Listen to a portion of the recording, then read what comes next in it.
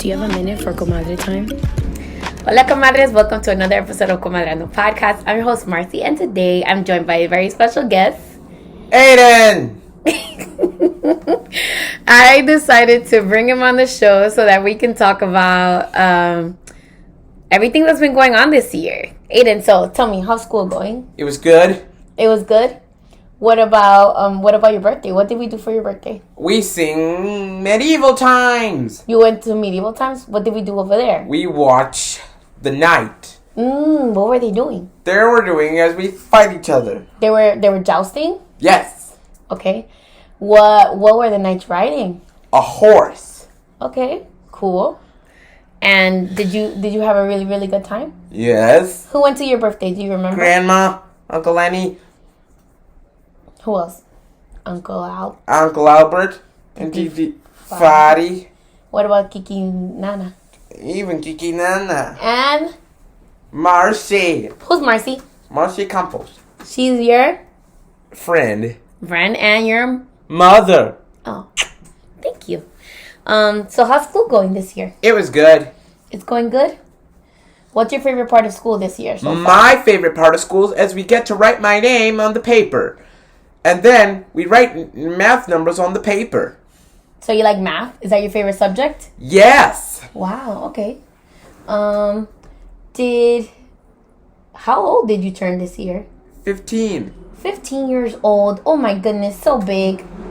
Do you like being 15? Yes. It's so fun. Anything else? What's your favorite color? Blue. Blue? Like the sky. Like the sky? Okay. All the comadres were asking for me to interview you. Can you say hi to the comadres? Hi, comadres. Say, how are you doing today? How are you doing today? What else? What's your favorite food? My favorite food is white rice and chicken. Why do you like it so much? It's because it is tasty. Okay. What else? I don't know what else to ask him. What? Oh, okay. Do you have any pets? Yes. What's your pet's name? Drogon. What kind of pet is he? He's a dog. And what color is he? Black. And what do you like to do with Drogon? I love to pet him. And do what else? And do some tricks. And play fetch. Nice. Okay. Thank you for coming on the show. Thank you. Can you say bye to everybody? Bye, everybody. Say take care. Take care. So yeah, comadres, I decided to bring Aiden on the show. A lot of you have asked me to interview him and see how he does. So yeah, that's his capability of conversation. He can answer questions. Sometimes he'll initiate conversations and such. But he had a really, really good time for his birthday. So much so that we got a few souvenir pictures, and when we got home, we put them immediately on his mantle, which was pretty cool. Yeah, he had a really good time. Once we were done with medieval times, we went to my mom's house and we sang him happy birthday. We couldn't sing him happy birthday at the place because it was so loud, but he really enjoyed himself. I didn't think it was going to be such a successful birthday, but it was. And it was kind of last minute because I really didn't know what to do with him. I know he was turning 15 and it's a big birthday, so I decided to take him to do that. Anyway, other life updates. Yeah, everything else is going as good as it can. I'm looking forward to Thanksgiving break. At this new school, I get a full week off, which is nice because your sister is tired. Yeah, so I have a new location for recording. This is my new little makeshift studio space. So I'm in a different corner of the room, and this is my background now. I'm gonna try and see if I can improve it somehow. Maybe, I don't know, make it look different. But this is it for now. I actually need lights for the space because the lights I had, I bought them off Amazon, and has it been a year? It's been a little bit over a year, but they're already not working. So I'm gonna see if I can write to the company that makes the lights and see if there's some kind of warranty for the lights. so that I can get a replacement. But yeah, I kind of enjoyed this setup because, first of all, I'm not in front of the window facing out. Facing the front of the building. So that is already an improvement in sound. And also, in the summer, you guys don't hear everybody going crazy and playing like all kinds of music, hopefully. Anywho, so continuing the episode, I have a very special guest coming on besides Aiden. And it will be a surprise, and we will check it out tomorrow. Not tomorrow. We will check it out in a few. And here's a special guest. Hola Comadres, welcome to another episode of Comadreando podcast. I'm your host Marcy, and today we have an amazing guest. It's my compadre Ismael, so I'm going to let him introduce himself. Who are you? Hi, my name is Ismael. I've known Marcy for a very long time. Lucky enough to be her compadre and Aiden's godfather. I'm here to participate and be part of, finally, of Comadreando. Yay! Also, Comadres, he's like one of the biggest fans. He's been on with the show since I think the first month that we released episodes, you were already listening, which is great. So today's topic is growing pains and the thought of outgrowing people. And the reason why the topic came up is because I recently dealt with this. And as I've been going through different iterations of myself through life, I feel like I've outgrown certain people. And, it's good to talk about it because I feel like it's a mental health thing as well. Making sure that you're choosing people that support you, that help you grow, and that are like positive influences in your life, and that you're not just keeping around the same people because you feel like you quote unquote owe them. So so before we get into the topic though, compadre, what is your career? Well, I'm actually in the stone industry. I work for a stone company, or a company that deals with natural stone. I've been working there for 24 years now. This summer was 24 years. Nama 24, I feel like you've been there longer. Well, I feel it too. No, it's funny. I went there my freshman year of college. It was a summer job. I was supposed to only be there for the summer and help. And I ended up falling in love with the industry and everything that I get to do there and see things build. They pretty much paid for my schooling because I ended up working there all through college, and I used the money I made there to pay for whatever bills I had. And then when I graduated from college, they decided to hire me. So I've been there ever since. So I work with architects on a daily basis. I work with builders. We help select natural stone products for their buildings, for their kitchen counters, for the facade of the buildings. I get to do a lot. And that's what makes me fall in love with the job, is because I do something different every day.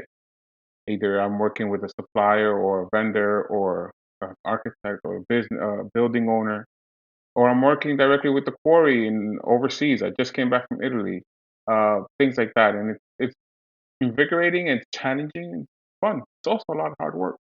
Love that. And you're like the only person that I know in that field, so it's pretty cool. I also like the fact that you have there's a creative aspect to it as well. It's not just like supplying and all this stuff, but you also have like a hand in the creative aspect too, which is cool. And I know you enjoy that as well. Right. And I get to, my thing was, I walked around the High Line recently, and I got to see, I worked on that building. I helped choose this material for that building. Oh, look at this. Oh yeah, I remember working on this. And it's something that's going to be there for longer than I'm around. Yeah. So it's pretty exciting. I mean, I work for the company that supplied the stone for the Empire State Building. That's so there, hopefully my work will be around as long as that building. That's awesome. So, compadre, so we already talked about what your career is and what made you get into that field. So let's kind of segue into another line. What has it been like being the godfather to a person with autism? Well, being Aiden's godfather is, to me, a blessing. I love Aiden as one of my own children, and Aiden and my oldest share an age. They're both the same age. Ian's a little bit older. I remember when we went to see Aiden at the hospital when he was born. It's a blessing. It's a blessing to know him. It's a blessing to see him grow. Seeing him as a baby and seeing him as a young adult. Oh my God, I consider him a young adult. Yeah. Him and my son, they're these boys, the conversations, what they come up with, they're not babies anymore. I consider it a blessing. I love him like he was one of mine. My boys care about him. My boys ask about him. Not only has Aiden helped me learn about autism and be sensitive about it, but also my kids. So to me, that's a blessing. Yeah. To have him be part of our lives. So that's what I take away from it. I wish we spent more time together, but things are how they are. But I know that every time we talk, he knows who I am, and my boys know who he is. And whenever we get to spend time together, it's always a good time. It's never a nuisance. It's never like, oh, I gotta spend time with my Nino. It's not like that. Yeah. It's I'm seeing Nino. So like again, it's a blessing. Yeah. The last time we spent time together, this is messed up. Like the last time we spent time together, like in person, because we talk on the phone all the time. But the last time we spent time together in person was last summer. Last summer. Last summer, yeah. Yeah, we spent July 4th together, and Aiden was able to go visit. But we gotta plan something coming up. Actually, yeah. Is it this weekend or next weekend we're getting together? Maybe this weekend or next weekend. We haven't found out, but that's how we're gonna finalize it. We finalize things how it goes. So yeah, no, I felt like, honestly, compadre, besides the fact that the other options, like we're not even gonna talk about the other options that I had for godparents, but I feel like out of all the men that I know, you're like one of the best role models that I can have around my child because of the type of person that you are. Like, not only, yes, you're Dominican, obviously, we share that in common. You're from La Capital, I'm from El Cibao, but we have all these other things in common. And not only that, but then the way you admire women and you respect women and you teach that to your boys, and the way you respect your wife is like something that I want my son to mirror. So I really felt like choosing you as his godfather, there was no other option. Like people can, you know what I'm saying? Like his dad was like suggesting all these other people, but I felt like there was no other choice. Like it wasn't up for debate at all. So yeah, it was like one of the best decisions that I made, and I feel like Aiden feels very strongly about you. And even though, like, yeah, we don't spend as much time together as we used to, but I still feel like Aiden feels like he has a way better relationship than he has with his father, for sure. Well, thank you for those kind words, Comadre. It comes with heavy weight hearing you say what you said. But I just also want to add, when we see Aiden, or when I see Aiden, it's like, how you have those relationships where you see a friend and you haven't seen him for a long time and you pick up right where you left off. Yeah. That's how I feel when I see Aiden, and it's like we have that bond of we have a bond, and you can't get that with everybody. You can't get that with anybody. So I like that too. He's such an amazing kid. Oh my God, he's gonna be such an amazing young man. I don't know. I see him, and I can't believe he was the baby that we carried 12 years ago.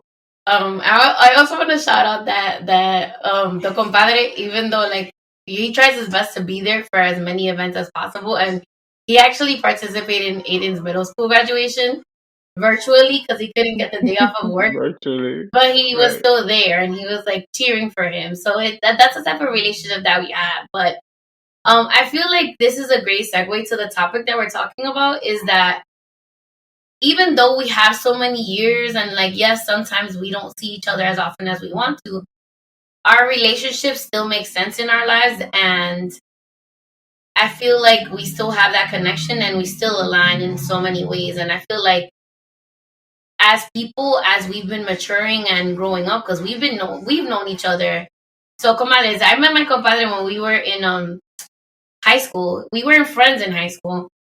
We saw each other. It was like una cosa de vista. And then we became closer as like while we were in college. So it has been a relationship that has matured with time, but it still makes sense. So the topic today is talking about relationships that don't mature with time and how we can, as like mature adults, like make decisions about whether these relationships are like they make sense in our lives and whether we should keep these people around. So there was a bunch. I was looking for articles, and there's so many about like tips, not tips, but like signs that you're outgrowing a friendship. So one of the signs is that you share few interests and values. You avoid their calls or invites. You feel stuck in a role. You stop telling them things, and then you complain about them to other people. But I feel like there's more to that though, because like There's more. There's more. Actually, I want to hear about what happened to you recently. okay. What made you come up with the topic? What happened?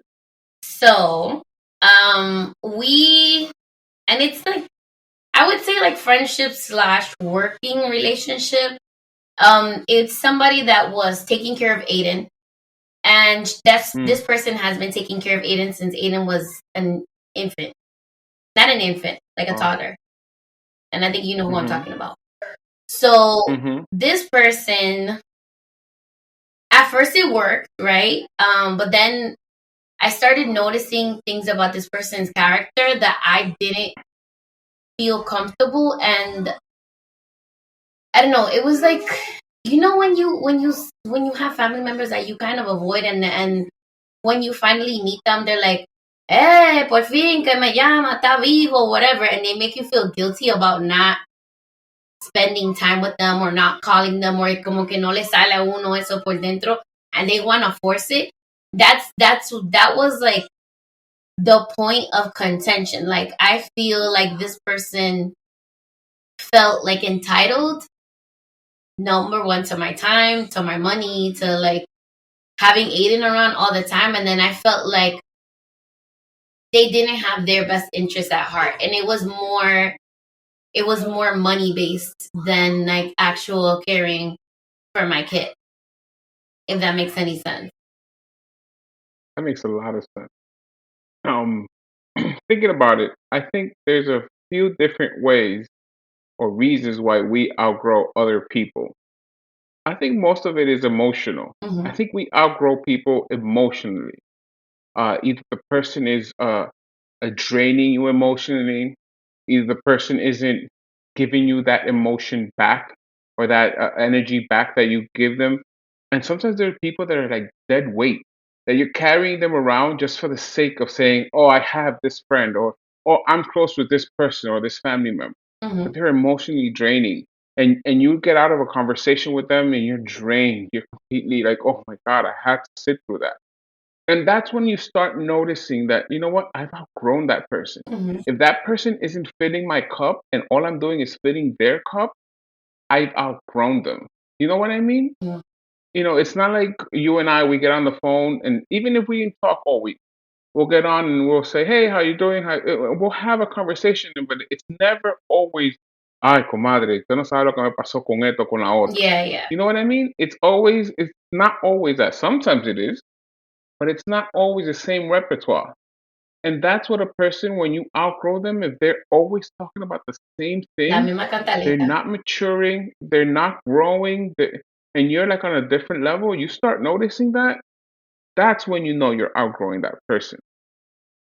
The part of them being draining to you or almost like leeching off of your energy, that's something else. Cuando son interesados, when somebody is just with you or around you because of your financial being or because you're giving them financial support, that's a whole different story, comadre. That I don't think that is outgrowing them. I just think you realize that person is a leech. You know what I mean? Y a mí lo que me da, compadre, is that like they would always like, because you know we love Aiden, like he's our these are family, but like you're not treating me like that. Like one of the biggest points of contention I want to say was that, okay, you know, when you have an agreement, like a work agreement with somebody, and you have a set price, like slowly the price started getting higher without like previous conversations. Because I don't mind adjusting for inflation. I don't mind that. I don't mind adjusting for inflation. But a mí lo que me gusta, hábleme la cosa clara y hábleme antes de tiempo, because you don't know my pocket. You know what I'm saying? So that was like super. Right. I felt disrespected and I felt like taken advantage of, even though it was like, you know, it was kind of like I was bullied into doing, like, accepting a certain price when we initially agreed to a different price. And then all their things started getting tacked on, and it was just a lot. And you know, I don't wish them ill or anything like that. Like, I wish them well. But I feel like this is a common pattern in their relationships with other people, and it's like a couple. So this is a common pattern in relationships with other people. So it's like, you know, when are you gonna, like, they always make themselves a victim, right? So when are you gonna take accountability for who, like, what are you doing to cause these relationships to, like, go away or to frick, right? And then they post like they se ponen como, ay, la víctima fui yo, me están haciendo todo a mí. They post on social media. Oh no, I don't know if they post on social media, because like I wasn't checking for that. But when you have conversations about previous relationships or other things that didn't go how they thought were gonna go, they make themselves out to be the victim. Right, I understand. So it's like, I don't know, like, like what, where do we start as adults taking accountability for, like, our choices and things that we do? I think you're asking a lot from people who didn't have that or don't have that growing up. If as a child you don't give your child accountability, you don't teach your child accountability, you can't expect as a grown person that they're going to take accountability unless they go to therapy, they grow emotionally. If they don't, they don't. And those are people that they say, oh, tú me tienes que querer como yo soy, y ya. And then it's on you to make that decision. Am I really going to go through this just to have this person in my life? Mm-hmm. Or am I going to move on? You know, I always say, friends are like bridges. You know, you find them and you cross their paths, and they may be the one leading you to a better relationship or to somewhere better. But that doesn't mean you have to carry this bridge with you. Some friends you carry through your whole life, but some are just friends that you need to get to another point where you're going to. I can't remember every single friend I've ever had. Mm-hmm. I'm sure other people have outgrown me. You know what I mean? Mm-hmm. It can't always be me outgrowing. I can probably be in a situation where I have friends who see me not as to their level. Mm-hmm. And I'm okay with that. I don't need to carry on all the relationships I've had in my life. Yeah. There's people that I have to leave behind. And when you start noticing that person is taking too much of your energy, you have to reevaluate the value of their relationship. Yeah, and then it got to a point that it was like constantly having these conversations like, oh, if you don't want us to work with him, I'm like, yeah, I really actually don't want you to work with them. Yeah, that's a great thing. I think that's a great point, because we're too appeasing. We like to, I know, yo entiendo, oh, I understand, oh, let's find a way. But you know what? There comes to a point that you can say, yeah, you're right. I don't want to work with you anymore. I don't think it's a good a match. Mm-hmm. Because I know that the word narcissistic is thrown around a lot. Yeah, but people there's use it all real the time narcissists now. out there. Yeah. But there's real people like that. And the best way to get rid of narcissists in the conversation, because they like to pull you into the conversation. Mm-hmm. They like to have this volleyball conversation with you. Tú no me llamas. Y tú dices, ay, no, yo te llamé. Tú no me llamas. And back and forth. Mm-hmm. No, you say, oh, you know what? You're right. I didn't call you. Wow. You're right. And then you end that volley, because it's true. If you tell me, ay, compadre, tú no me llamas, y me ya, what am I going to say? Ay, compadre, you're right. Mm-hmm. I don't have the time. I came home from work late. I have to deal with things with the kids. I don't have the time. What am I? I'm disarming you. I'm telling you the truth, mm-hmm. and I'm disarming you. And what can you say? compadre, pero deje ese muchacho, llámame a mí, because then you're gonna look, you're gonna show your whole ass.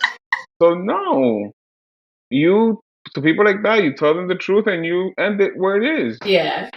No, I'm not. I'm not with that. Okay. I have people in. I know this is the conversation, but there's people in my family that I've had to cut 100%. relationships with in my own family because they have the entitlement that I need to be there forever and ever and for every will and for every call, and I can't. Mm-hmm. I have a career and I have a family that are very important to me. If I need to be there for any one of my boys, I need to be there for my boys, and I can't stop being there for them because I need to go take so and so to the doctor because there's an appointment that he never scheduled with me. You know what I mean? Mm. And I can't do that. And that person needs to know I can count on him for XYZ, but not for everything. Mm-hmm. And if they don't see that, that's on them. Yeah, it's true. Yeah, talking about I feel like after the pandemic, we all, as a collective, we've reevaluated all relationships on our life, right? And we kind of I don't feel like it was purposeful. We sat down, we had a list, but I feel like there's certain relationships that we hold on, Father, I'll be right back. I'm gonna take your time. Don't worry. Go ahead. How about a blow dry? Usted notó lo que pasó. Oh no! Hey, Padrino, what do you say? Hey, Hola, bud. Padrino. Hey, how you doing? Hola, bud. How are you? What were you doing? Good. How are you doing? What were you doing? No, you tell him what you were doing. I was giving Drogon his bath. Yeah? You have dry shampoo? You should do it with dry shampoo, Drogon. Aiden. Padrino said you should use dry shampoo on the puppy. Don't take my towel. Yeah. Aiden, cierra la puerta. Comadre. So he decided to take Comadres. He decided to give Drogon a bath without me. Eso es historia de agua en la sala. Porque perro. No, I think you should get him some dry shampoo so whenever he wants to do that, he can use a dry shampoo. I didn't even know dogs have dry shampoo. Yeah. I use it in my mind all the time. Is it like a spray? They're amazing. Yeah, it's like a foam. You put the foam and it's dry and you pass it through their bodies and it's great. And it helps against, the smells and all that good stuff. Yo de agua en la sala ahora mismo. When we get off, when we finish recording, I'm gonna have to go dry that. Pero no, entonces I love him because he really tries to help and do things for me. Pero it's the timing. I'm like, amigo, te podía esperar que yo terminara. No, cuando se le ocurre la cosa. Yeah, 100%. God bless you, comadre. I told you. I don't know how you handle Drogon and Aiden. No, it's a lot. And the dog is finally better. I got him this. He's eating better?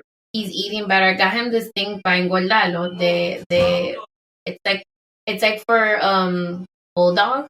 You know how they make the bulldogs being yeah. I didn't even know bulldogs are in weightlifting competitions. I don't know if they lift weights, but I know that they do competitions kind of like bodybuilding. Right. No, it's I think it's pull strength or something like that. They have them pull things. I've seen it with pit bulls too. Yeah, so they'll make him bite something and pull it, and they measure the weight or something like that. But I got him the supplements that they use to have those dogs gain weight. So I've been giving it to him, and he loves it because it smells like peanut butter and bacon. Mm-hmm. So él se lo está comiendo. So ahora él está cogiendo un poquito más de peso, pero it's gonna be slow.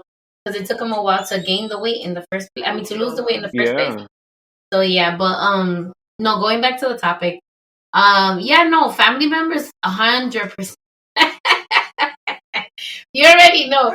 There's been a couple of people. I feel like during the pandemic, like I was saying before, is that we kind of inadvertently did a system of checks and balances not to figure out on purpose, but it was kind of like we reevaluated all relationships in our lives. And some family members are part of that reevaluation. And if something doesn't align, I feel like there's no, even if they're family members, there's no reason why we should subject ourselves to something that is desagradable or that we don't want to participate in. I mean, yeah, I agree we with are you. family, somos sangre, pero that doesn't, to me, that doesn't constitute enough of a thing that I'm going to make myself do something that I don't want to do. Listen, I'm the type of person that if you need me, I'm there. Mhm.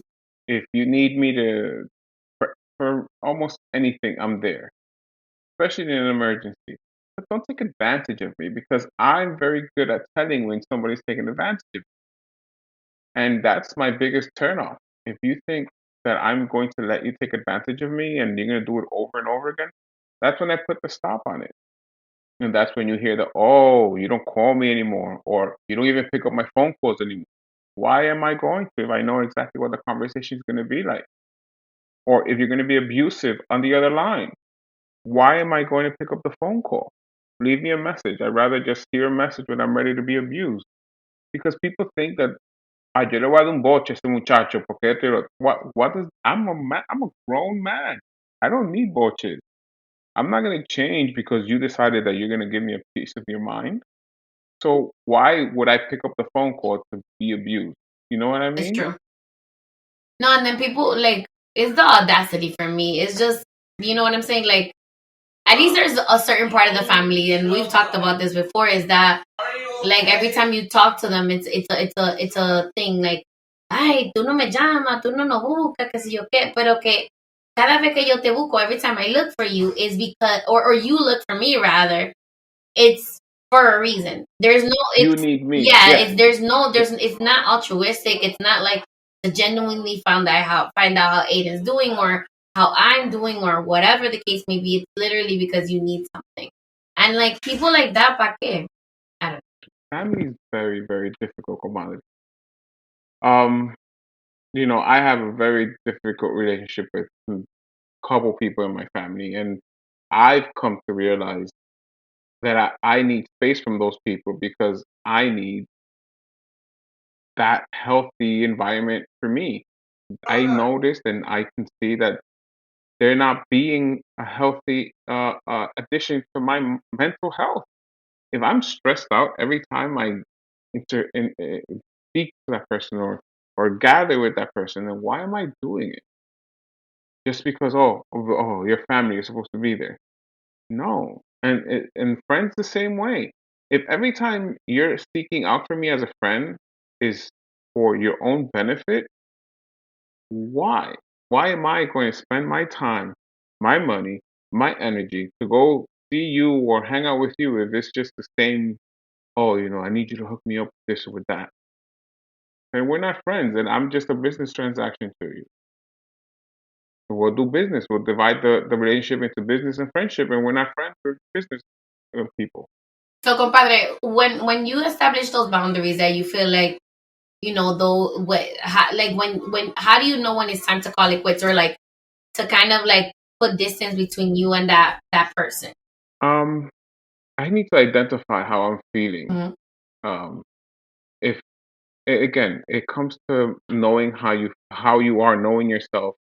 If you are having a conversation or an interaction with someone and you feel drained or sad or upset every single time you have an interaction with that person, that's a sign telling you this isn't it. Mm-hmm.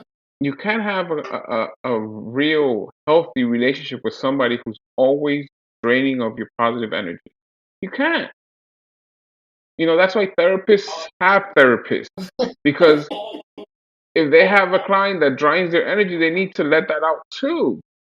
You can't have a relationship with a friend or a family member who's always just draining you or giving you their issues and their problems. Have you ever had a relationship that this person is telling you, ay, mira lo que me pasa, or look what happened to me, oh, this is the, and then you feel heavy Yeah. because they've given you this weight of grief or this weight of something that's pulling you down, and then you can't be productive. Mm-hmm. And then you can't have the energy to deal with Aiden and Droga. So those are the people that you need to identify. I'm not saying ghost them. Mm-hmm. I'm not saying get rid of them. I'm saying identify that these people are not helping you or not giving you positive enforcement. So then you have to deal with that because, I think you already identified them as somebody who's giving you that emotion. Mm-hmm. Now, how do we deal with them? You know, I feel the best way to deal with it is talking. Mm-hmm. You have to have a talk. You say, hey, you know, I feel this or that. And if that person isn't receptive to the conversation, then that's when you ghost them. And at least they know that why you ghosted them. Because you tried talking to them, they weren't perceptive to how you were feeling. Then I understand how I lost that friendship. Yeah. It may take more than one time to do it, but at least they know. Yeah. You know, there's this saying, que hablando se entiende la gente. I've always heard that saying. And it's true. But if you're trying to get across a point and somebody's not understanding how your feelings are, how your emotions are, I don't know how else to express it. Yeah. Or if that person is like passive aggressive, right? But then when you confront them, because like I am very like, ¿cómo le digo? I'm very aware of people and like how they treat me, right? So if I notice like passive aggressiveness, I'm gonna confront you, but not like on an aggressive in an aggressive way. I'm just gonna like point out what I notice and like how can we fix this. But when you're confronted with your behavior, if you're not owning up to it and you don't like quote unquote see what that person means or like you're gaslighting them, then that's like something that you have to make a decision like, hey, maybe they aren't going to be receptive to the idea of us having an actual conversation regarding like the behavior. But you tried. Yeah. You tried. And at least you tried. Mm-hmm. My problem with people is if they don't give me the opportunity of, let's say, for example, if I'm the one that's having the issue, Mm-hmm. if I'm the one that you call me and I'm like, ay, comadre, every time you call me, I'm draining you and you come out of the conversation thinking, why did I call compadre? And then one day you tell me, listen, compadre, you know, we haven't been getting along because of this and that. And every time I call you, you give me such negative vibes. It's on me to understand that and to say and to see how can I make this better because I really want to continue my relationship with my comadre. Mm-hmm. You understand? Yeah. And if I'm not mature enough to do that, if I'm not mature and I'm not responsible enough to do that, then you've outgrown me. What other sign do we need? If you tell me calmly and clearly, we're having an issue because of XYZ, and I go, so eres tú que tú eres una loca vieja. You've outgrown me. Am I wrong? Yeah, no, you're right. You're right, compadre. And like, so what more do we need? If I'm telling you clearly, I'm having an issue because of this, and how you make me feel when you're being passive aggressive or you're gaslighting me. No, tú eres que está mal. Tú eres que está. yo no estoy haciendo Honestly, eso. that's it. Like, that's because ahora tú. Pero Marcy se ha cambiado. Oh, sí. No, maybe I have. Yeah. I mean, we don't do all this work. We don't do all this shadow work. We don't go to therapy. We don't do all these things just to stay the same, right? We do it to grow as people. No, we get to grow. So it's like, I feel like there's people that are gonna perpetually just like, I don't know, there's people that don't own like their hand in things. Like, you know, the woe is me people. Like sometimes like they don't see how they're contributing to this like whole like what you said, like that energy around them or that vibe, right?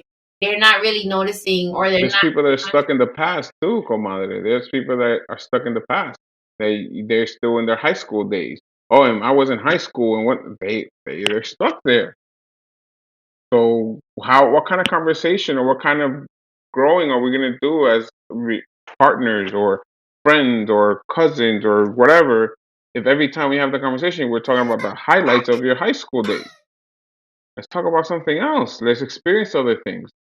Oh yeah, let's go away. Oh, where are we gonna go? Santo Domingo. Oh, let's pass another phase. Let's visit another country. No, and then I don't know, like nothing against our country. I love visiting DR. We went to DR multiple times. Like we've been there so many times. Pero hay que expandir la mente. There's like other places in the world that are different. Like it's good to open your eyes and experience different things, right? Like, I can't tell you that the Right. BR beaches are the best in the world because I haven't been to the rest of the world. How can I like make a proper assessment of that? So it's like there's people that just want to stay the same all the time. And then another thing I want to say is that when people see you growing, if they're gaslighting you and saying like you're fake because you're growing up and you're maturing and you're changing, then that is not a friend for you. I agree because if their first instinct is to tell you that you're in the wrong, or I mean, there's different ways of telling people they're in the wrong, but if their first instinct is to be like, oh, no, it's you, you're the one that's wrong, or you don't see what I see, without them making an attempt to say, I hear what you're saying. However, I feel da da da da da, because that's how a conversation is. But if I'm telling you something and your immediate reaction is to blame it all on me, we're starting at the same point. We're not evolving and we're not moving forward. Yeah, before I called it quits with that person that was taking care of Aiden, like I attempted to have a conversation, but it was like it just kept going back to the same point that they were trying to make, which exactly. I understand what they were saying, but then like they didn't have anything else to add to the topic, and they also weren't taking ownership of things. I'm like, instead of making my life easier, because like if a person's taking care of your child, your life is supposed to be easier, not harder. I feel it's a tough situation you're on though, because you are sorry, comadre. You are too nice. You want to be everybody's friend. And sometimes you need to make that division between friendship and business. Yeah. You can't be friends with everybody. You can't be friends with every parent that you meet. You can't be, and you see that as a teacher too. And then I know that person has been helping you with Aiden for a long, long time. But I'm sure you've been there for them, not only financially, but you've been there for them in other ways as well. So you've crossed that line of friendship. I try not to though. The thing is that they're like they want to make it seem that they wanted to. They wanted to make it seem like we were like quote unquote family. I'm like, I'm not your family. I'm like your employer. Right. So there's a different thing. Right. But like I don't know, like I feel like sometimes dealing with people that are not on the same level as you, like mentally, is like a little taxing because it's hard to establish like appropriate boundaries where they know they're your employee and that you're the employer, and that there's certain things that like you just don't do. Like if this was a corporation or a company and you were getting paid via checks or whatever the case may be, there are certain things that you would prohibit. Cohibirse. Hay alguna cosa que uno se cohibe de hacer. Like there's things that you would definitely not do if you were working for a stranger, in a company. So it's like, Comadre, I've seen it happen in corporate environment as well. The problem is that you can make me think we're family. You can make me think we're best friends, but just don't let me catch you taking advantage of me. And that's what happened to you. You caught her taking advantage of you, either of your time and your money or both. So yes, we can be a family. Yes, we can be best friends. But once I catch you taking advantage of me, that we have to reevaluate that relationship. And when I bring it up and I tell you, Marcy, I noticed that, you think I'm well off or something because you're charging me an extra X amount of money, and then you tell me, oh no, so eres tú que tú estás loca. We're not going anywhere. If you catch me and you say, compadre, mira, tú me estás cobrando de más, I'm sorry, mira, no me di cuenta. I'm sorry, vamos a arreglar eso de una manera u otra. Let's fix this somehow, because I'll take responsibility for my mistake. Yeah. Because I tried to get over on you. But don't try to get over on me and then make me look dumb, make me look stupid, because that's where we're gonna fail. Yeah. We're in the environment where I work, man, we have to deal with a lot of different people, and not every interaction is gonna be a pleasant one. We have to, as project managers and as sales managers, we have to be very easygoing. We have to be flexible but firm. We have to. I manage a team. There's going to be those days that people are going to try to pass you the BS and they're fake. Oh, I'm sick, or I couldn't make it because of this, and we know it's not true, but I can't be passive aggressive. I have to take it as it is. And then when I catch you on your BS, I say, because, for you to be a good liar, you have to have a good memory, right? If I catch you on your BS, if I catch you on your lie, own up to it. Because if you don't, I'm not going to respect you for it. Yeah. And it's the same thing in relationship. If I tell you, you know I don't like going uptown. Right, Comadre? That's a conversation you and I have had. Yeah, we call it. You know I don't like going from uptown. Game of Thrones. No, I'm not gonna go there. I'm not gonna throw the heights against me. But you, you know I don't like it. But I'm not gonna tell you, Comadre, I can't go to this event because I am sick.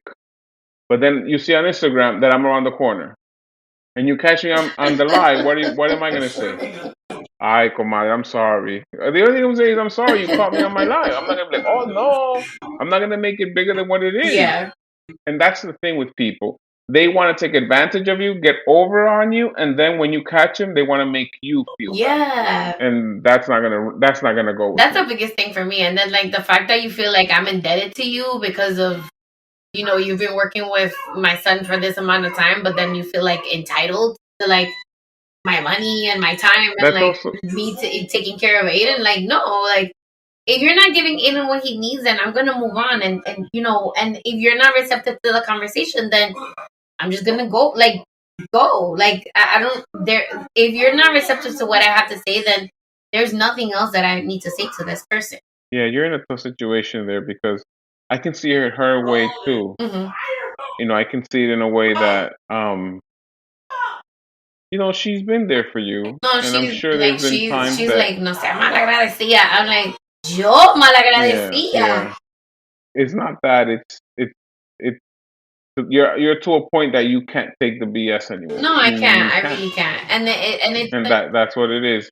And maybe you need a break. You know how good breaks are? That you take a break and then you may come back. You don't want to close doors. That whole thing. Yeah. But yeah, you're over it, and that's a sign. You're not seeing it her way. That's another sign. No, I get. When you're having a relationship with somebody else. Mm-hmm. I mean, I tried and I've tried multiple times and like trying to see it her way, but it's like, I guess there hasn't been enough communication where we're both on the same page, or we think we're on the same page, but we're actually not. So it's like, it's gotten messy and it's gotten difficult. So it's kind of like, thank God I have other people that are caring for Aiden now, but yeah, no, I don't think that relationship is gonna be able to be repaired. Maybe in the future, but as of right now, I don't think that's gonna be repaired. How does Aiden feel about it? He was at a point. I feel like he was feeling it too, because he was at a point that I'd be like, oh, it's a half day. You have to go to such and such's house, and he'd be like, but I don't want to go to this person's house, right? Mind you, I have a new family taking care of him, and it's like the whole family. It's like, the dad is the respite worker. The son's also like a substitute respite worker, and then the wife is a home attendant. And like now on weekends, I'm like, hey, you have to go to. He calls the person grandpa and the lady tia. You got to go to grandpa and tia's house. He's like, yippee, and he starts getting ready on his own. But when I used to take him to the other place, he'd be like, I don't want to go over there. I want to stay here. I want to stay home. Or he'll be like, stay home, and I'm like, no, you can't. And he'd be like upset, like grumpy on the way over there. So that was another indication for me, because it's like, Aiden's very good about, I guess, reading energy or like interpreting situations. I've always told you that, Comadre. I've always told you that. Aiden is very good at reading other people's energy. We've had this conversation before with him, and he's a very good reader of people. He knows when someone is not into his vibe, and he knows when somebody is, and he's showing it with my compadre. He's showing it with my compadre's side of the family, right? Yeah.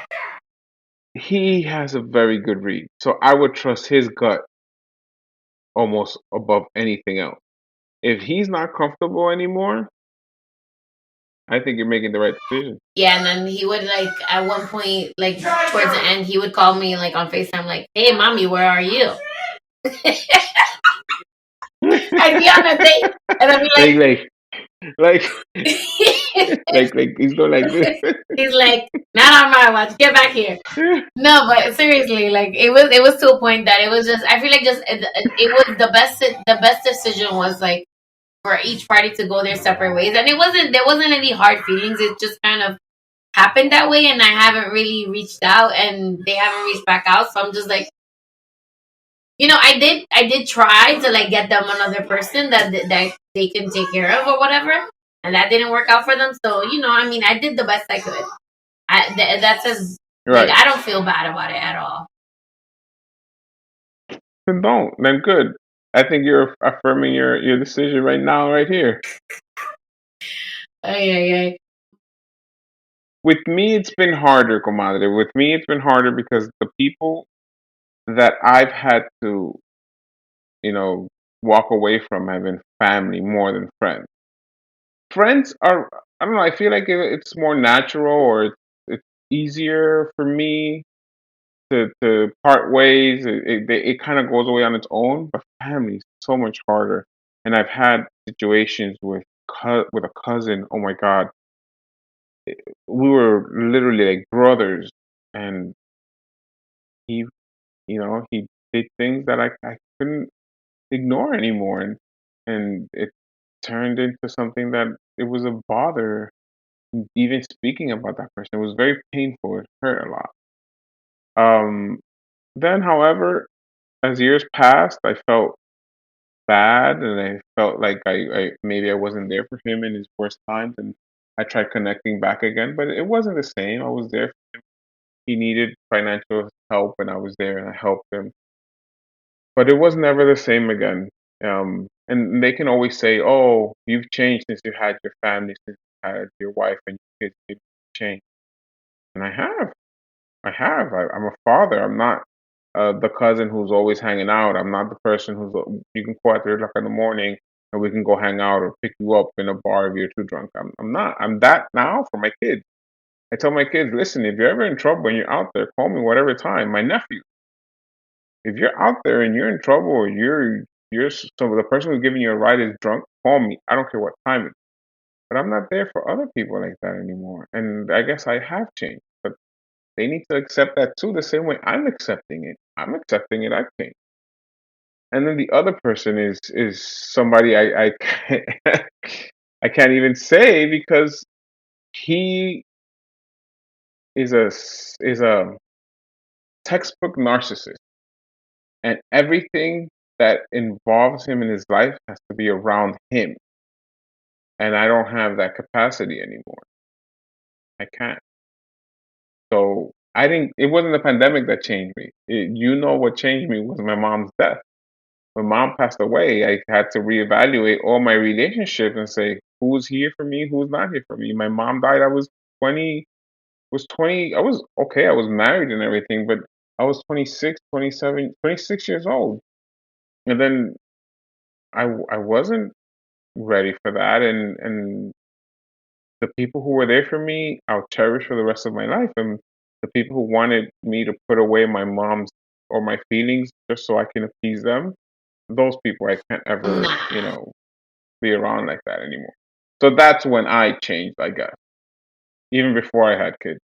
I feel like grief really also puts into perspective the people that really are there for you and are not. I feel like because I lost my dad at such a young age, I feel like my lens for people has, I guess, become sharper sometimes. And not that I don't like it. I like obviously I appreciate it because I don't waste my time with people that are not aligned with me. But I feel like maybe I'm a little harsh. But you say I'm nice, so I don't know. No, you're way too nice. You're not harsh. You're way too nice. You're way too. I amiguis. I amiguita. No, I disagree. However, for me, I'm more, and I think you too. I think you are as well. We're much more sensitive when it comes to the fact of a parent who's we lost a parent or what I'm very sensitive about is when you're disrespectful to your mother. Oh my God. I was like, I can't have that. And I'll tell somebody in their face, why do you talk to your mother like that? Yeah. No, and then That's something I'm sensitive about. yeah, like I had a friend back in the day that used to like just like really get mad at her dad, and I was like, listen, I wish I had my dad to argue with him. You know, like Right. we have to love our parents. Now, I know for a fact that our parents love us unconditionally, right? Like some parents need some work, yes, because they're human. But like if they knew better, they would do better. I'm a firm believer of that. If they knew better, they would do better. 100%. I don't know. I don't agree 100%. You don't think so? I don't know. People are selfish. It doesn't matter if you're a parent or not. If you're selfish and if you're egotistical and you're a narcissist, it doesn't matter if you're a father or mother or not. I'm not like that. I'm not. You're not. Your mom's not. But other people are. Yeah. So there was a line a couple weeks ago I heard somebody say, and it's to me, it's true. He was asked, "How does it feel? How did you feel when you became a father?" And I think it was Stephen Colbert was having a conversation with someone else, and he said, I realized how dumb I was." And the other guy goes, "What? How? What do you mean?" He goes, "Well, I thought I knew love until I held my son or my daughter in my arms, and I know that, and I really feel that. I can't speak for all fathers like that. Come on, Comadre, you and I know that. You know, not all people are built the same."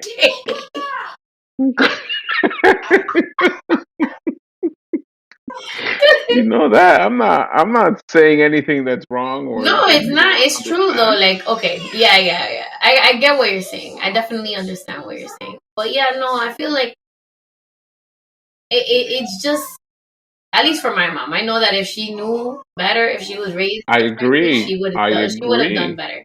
For my And mom, I don't know our about kids are every gonna parent out same there. this.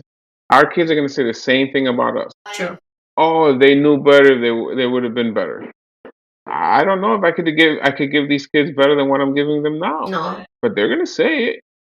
They're gonna say it. We just, we went to Virginia this weekend, and we stopped at a restaurant, and it was a restaurant that they like. I'm not gonna give a name. And I say to them, I imagine when you guys are older and with your own family, and you guys pass a place like this, and you're gonna say, I can't believe Dad brought us here. And Ian goes, you think we're gonna be rich that we're not gonna want to eat in a place like this? I'm like, I think you guys are gonna be well off, and you're gonna look back at this and say, I can't believe we ate here before. Because when I was a kid and my parents took me to DR and they took us to wherever place they wanted to go, Yeah. we weren't impressed. And I'm sure that's the best they could do, right? And if I drive there now, you think I'm going to stop in the same parada cibaeña to feed my kids? I'm not. I mean, I do it for nostalgia As much purposes. as I like the beer. No, And, I do it for right, nostalgia I like, purposes. Pero di que but like, not the same. no. Not like, oh, there's Di que nothing better llénate than this. probando, llénate probando. Wait, compadre.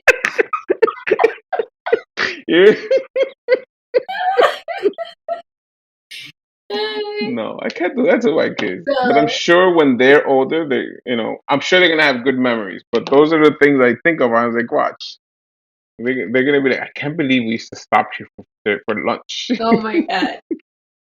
Ay, compadre. Ay. No, but yeah, I feel like this was a great conversation. It was productive. Como le digo? Nada, comadres, if you have the same issues, I'm gonna link some I'm gonna link some articles below so that you guys can research and see what you can do. Besides that, I feel, compadre, I want to thank you so much for being on the show. I've been bothering him to come on for a very long time, and I'm happy he finally agreed to come on. Thank you. No, I'm glad it worked in our schedules. Yes. I know we've been missing each other, and it's getting busier. So, but I'm glad we were able to do it and set some time apart to do this. So I thank you for the opportunity, and I thank you for taking the time to have me. Thank you, compadre. So, comadres, I'm going to end the episode how I always end it, which is follow me at comadreandopod.com, or if you have any questions at all for me or Ismael, feel free to send me a Comadre-Gram via email at Marcy at comadreandopod.com. Visit our website to catch up on the latest blog posts, read happenings. We will be having our 100th episode celebration on February 24th, 2024. Please earmark your calendars. That is it for tonight. Thank you so much, and good night. Bye. Bye. Thank you. Hello, comadre. Hey, comadre. Do you have a minute for comadre time?